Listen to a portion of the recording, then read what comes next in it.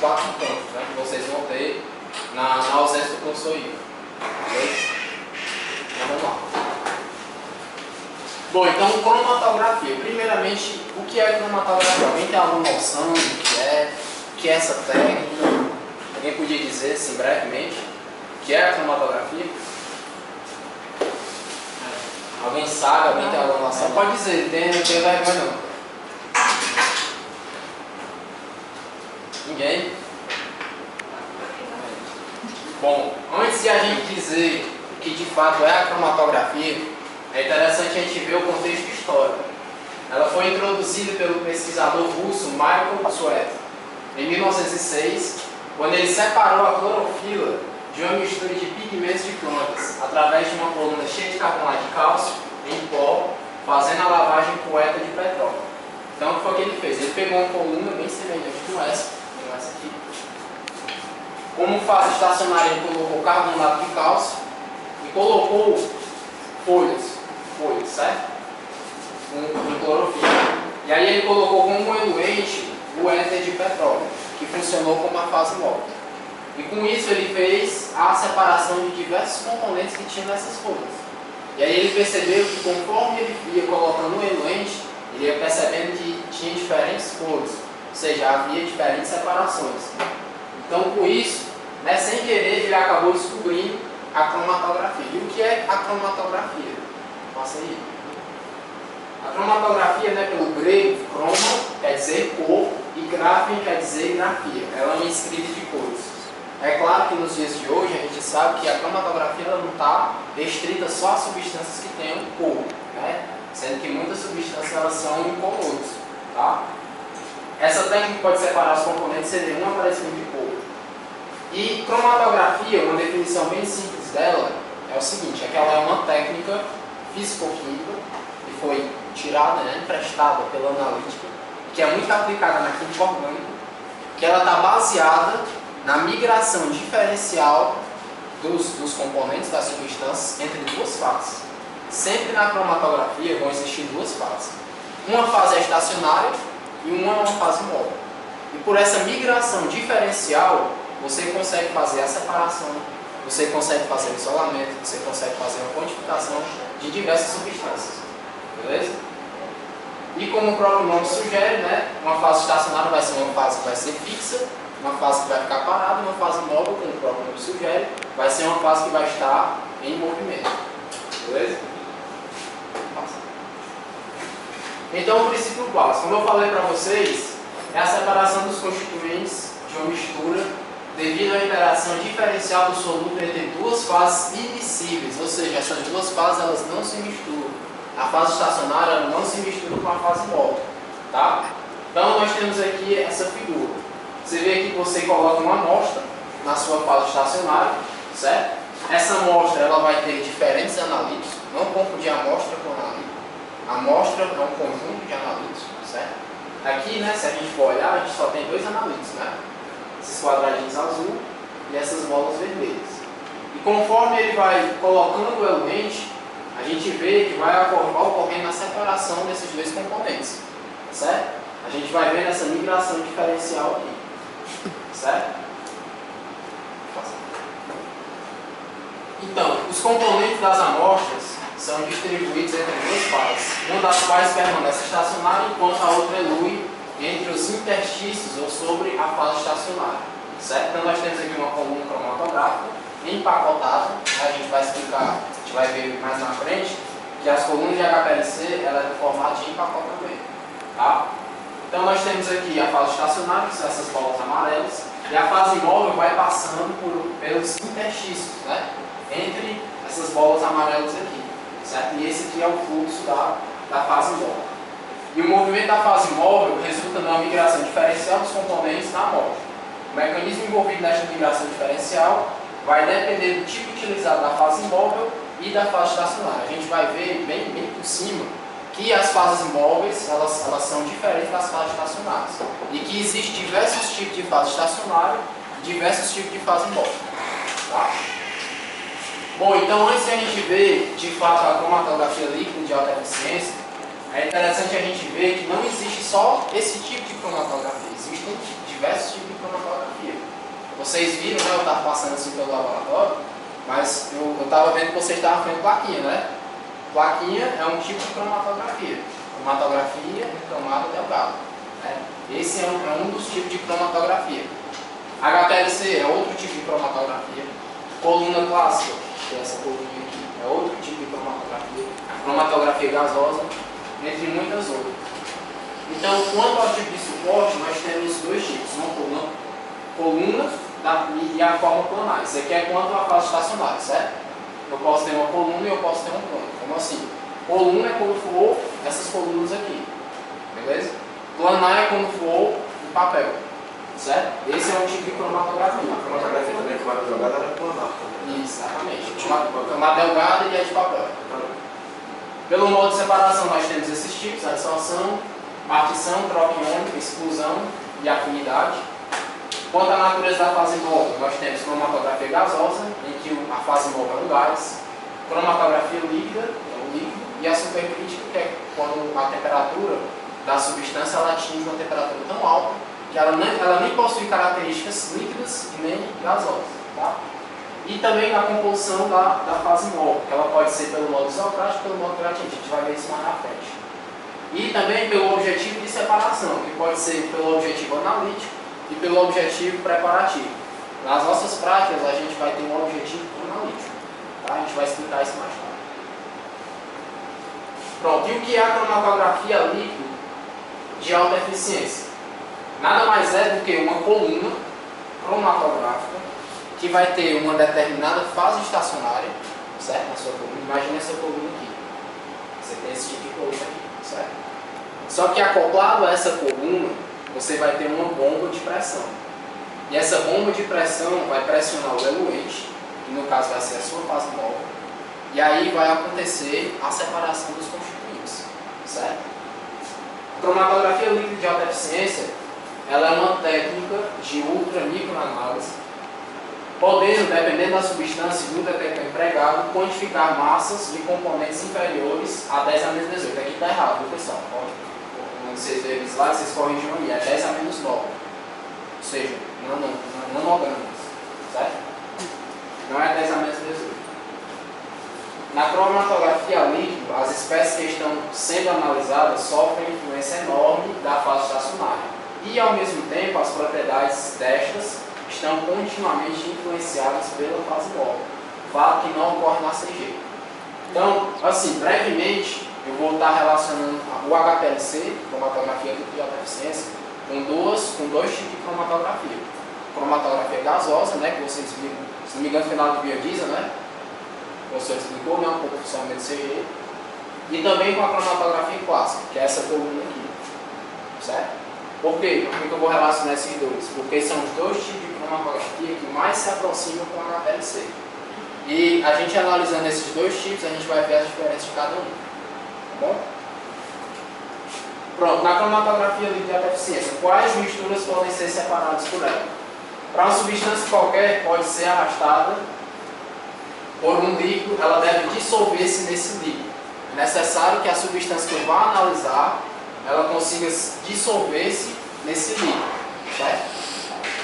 Líquidos e sólidos iônicos ou covalentes com massa molar de 32 até 4.000 gramas por mol. 32 pode ser solvente qualquer, e 4.000 moléculas de DNA, por exemplo, moléculas muito grandes.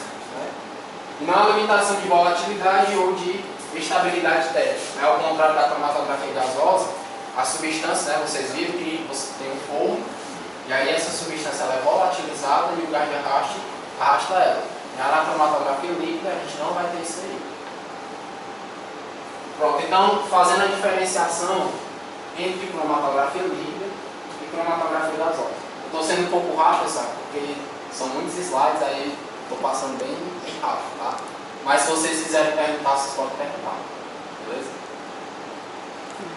Bom, na cromatografia líquida, a fase móvel, obviamente, ela é líquida.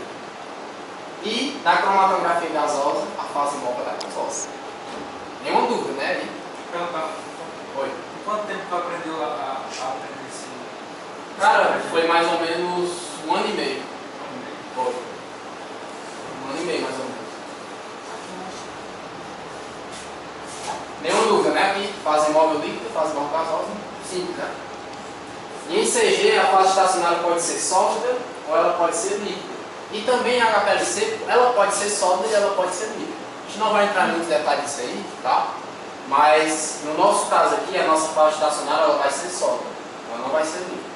Beleza? Pronto. Quais são as vantagens e as desvantagens dessa técnica? As vantagens é que não necessita que a amostra seja volátil. Vocês fizeram a prática de óleo essencial, fizeram? O óleo essencial, vocês sabem que ele é um líquido volátil, né? Que a gente não pode deixar ele fora, ele sempre tem que ser conservado na geladeira e tudo mais. Então, não é necessário que ele seja volátil. Ou seja, substâncias que sejam estáveis termicamente podem ser utilizadas para o HPLC.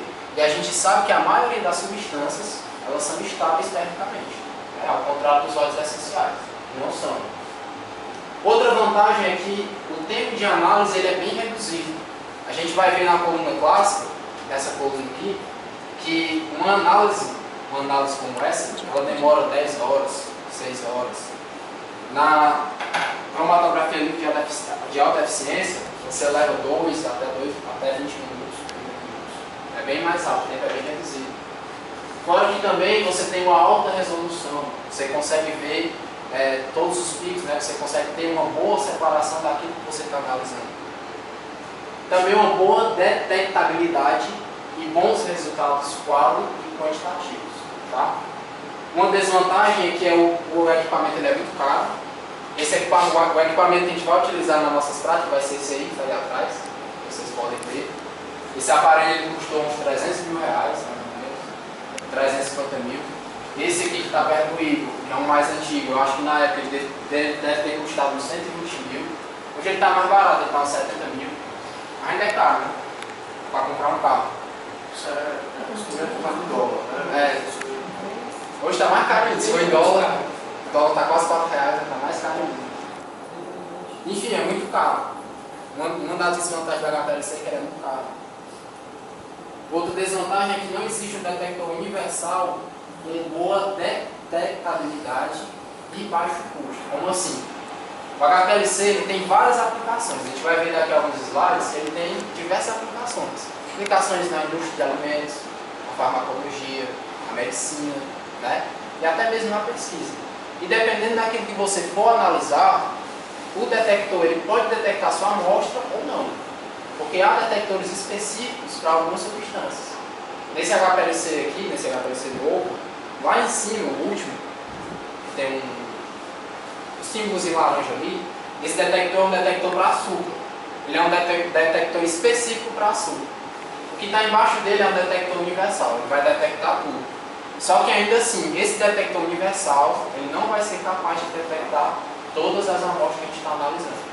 Então essa é uma desvantagem do HPLC, que ele não consegue fazer, ele não consegue detectar tudo. Mas de uma forma geral, na pesquisa, aqui no nosso laboratório, ele consegue fazer bem essa detecção, né? Já que a gente analisa mais compostos orgânicos, né? Pronto, esse CG igual, né? Aqui tem uma tabela mostrando a diferença de cromatografia gasosa e HPLC.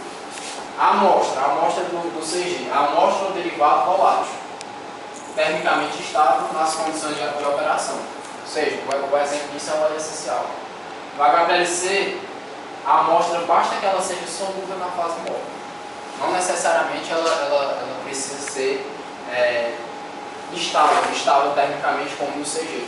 Né?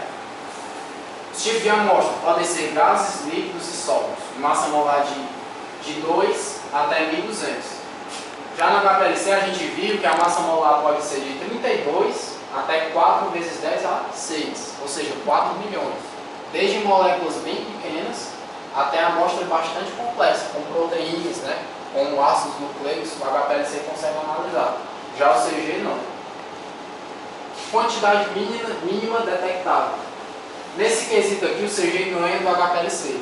O CG ele é bem mais sensível do que o HPLC. A sensibilidade aqui ela está relacionada com o quanto o meu aparelho consegue detectar.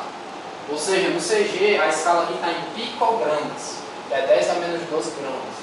Já em HPLC a escala está em nanogramas, é 10 a menos 9. Ou seja, o CG ele é mais sensível do que o HPLC. Isso aí ele ganha.